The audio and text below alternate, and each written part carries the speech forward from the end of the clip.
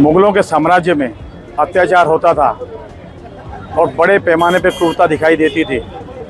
और उसके बाद लोगों ने जब हिंदुस्तान पाकिस्तान का विभाजन हुआ तो उससे पहले देखी थी क्रूरता। लेकिन अब बांग्लादेश में जिस तरह से हालात हैं और हिंदुओं पे अत्याचार हो रहे हैं, क्रूरता हो रही है, मंदिरों को तोड़ा जा रहा है, मूर्तियों को जलाया जा रहा है, महिलाओं पे अत्याचार हो रहे हैं, बलात्कार हो रहे हैं और गैंग रेप हो रहे हैं उनके साथ, तो बहुत ही बड़ी पीड़ा होती है देखकर। और इतनी बड़ी त्रासदी हिंदुस्तान नहीं झेल सकता। और उसी के विरोध में यहाँ पर पूर्व विधायक नरेंद्र मेहता ने मोर्चाबंदी की थी मेरठ स्टेशन के बाहर।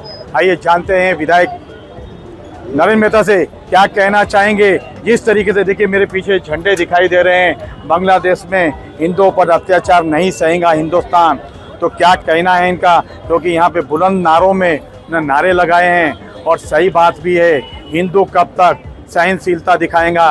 कभी तो हिंदुस्तान के हिंदुओं में उनके सीने में भी दिल है, तो उनका सीने में भी दर्द होता होगा। और ये दर्द, ये त्रासदी देखकर इतना बढ़ गया है कि हर हिंदू चाहता है कि इसके विरोध में अपनी आवाज़ बुलंद करे और ईंट का जवाब पत्थर से दे। आइए जानते हैं। मीडिया के माध्यम से देखा होगा कि बांग्लादेश के अंदर हिंदुओं के ऊपर कई सारे अत्याचार हो रहे हैं और अत्याचार क्रूरता के भाव से किए जा रहे हैं। मतलब उन्हें इतना गुस्सा है हिंदुओं के ऊपर, ये उस क्रूरता से दिखाई दे रहा है। कई सारी महिलाओं के ऊपर, बहनों के ऊपर भी अत्याचार हुए। कई लोगों ने अपने इस आतंक में प्राण गंवाए और इसे देखे नहीं देखा जा रहा है जिस क्रूरता के साथ वो हत्या भी कर रहे और शोषण भी कर रहे हैं। हमारे सभी बांग्लादेश में रहने वाले हिंदू भाइयों को इस सभा के माध्यम से हम ये संदेश देने का प्रयास कर रहे हैं कि आप निडरता से उनके सामने लड़िए। ये हिंदुस्तान आपके साथ में है, हिंदुस्तान का हर भाई बहन आपके समर्थन में खड़ा है। इस लड़ाई को आप लड़िए, हम सब साथ खड़े। साथ ही साथ बांग्लादेशियों के जिन लोगों ने क्रूरता से आतंक फैलाया उसका हम निषेध भी करते। भगवान भी कभी उन्हें माफ़ नहीं करेगा और ये हिंदुस्तान भी कभी उन्हें माफ़ नहीं करेगा। इस देश के अंदर कई सारे घुसपैठिए बांग्लादेशी घुसे हैं, तो हम हिंदुस्तान ने हमेशा मानवता की दृष्टि के ऊपर कभी क्रूरता का व्यवहार नहीं किया है, उन्हें केवल डिपोर्ट करने का काम किया है। इस देश में जो भी बांग्लादेशी कहीं पर भी चुपके से रह रहे, गलत तरीके से रह रहे, तो उन्हें ढूंढ के निकाल के वापस बांग्लादेश भेजना ज़रूरी है। नहीं तो भविष्य में वो भी इस तरह की हरकत इस शहर में कर सकते हैं, क्योंकि उनकी क्रूरता इस आतंक के माध्यम से दिखाई दी है। साथ ही साथ जिन लोगों ने प्राण गंवाए इस आतंक के अंदर, हम सब उन्हें श्रद्धांजलि अर्पित कर रहे हैं।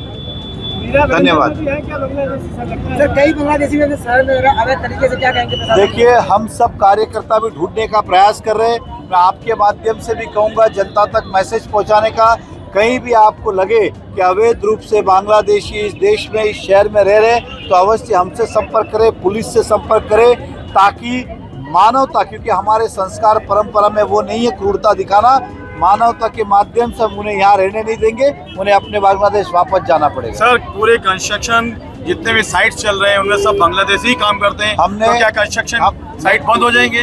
देखिए, कंस्ट्रक्शन साइट हो या और कोई भी कार्य हो, अवैध रूप से बांग्लादेशी है तो उन्हें वापस भेजना ही चाहिए। इस देश में रहने का अधिकार नहीं है।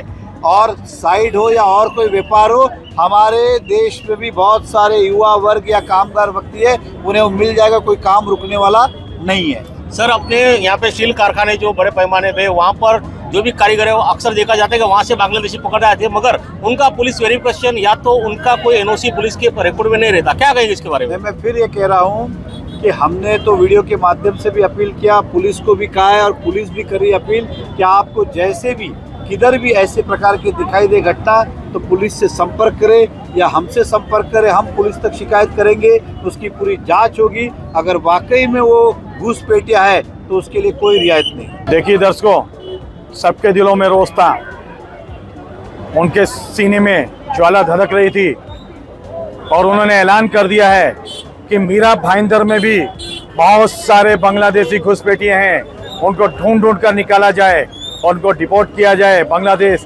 हमारे हिंदुओं का उन्होंने आह्वान किया, हिंदुओं के लिए बांग्लादेश में जो रहते हैं, एनआरसी और सीआरसी जो एक्ट बनाया है प्रधानमंत्री ने, उसके तहत उनका हिंदुस्तान में स्वागत है और सभी हिंदुस्तान के वासी हैं वो यहाँ पे अगर आते हैं तो उनका स्वागत करेंगे, लेकिन ये त्रासदी और ये अत्याचार हिंदुस्तान कभी बर्दाश्त नहीं कर सकता।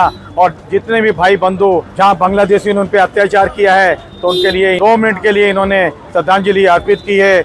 बड़ा ही नेक विचार, दुखी मन से उन्होंने श्रद्धांजलि दी है कि हिंदुओं पर यह अत्याचार दोबारा ना हो और ऐसी त्रासदी दोबारा ना देखने मिले। कैमरामैन प्रभान मीना के साथ शशि शर्मा।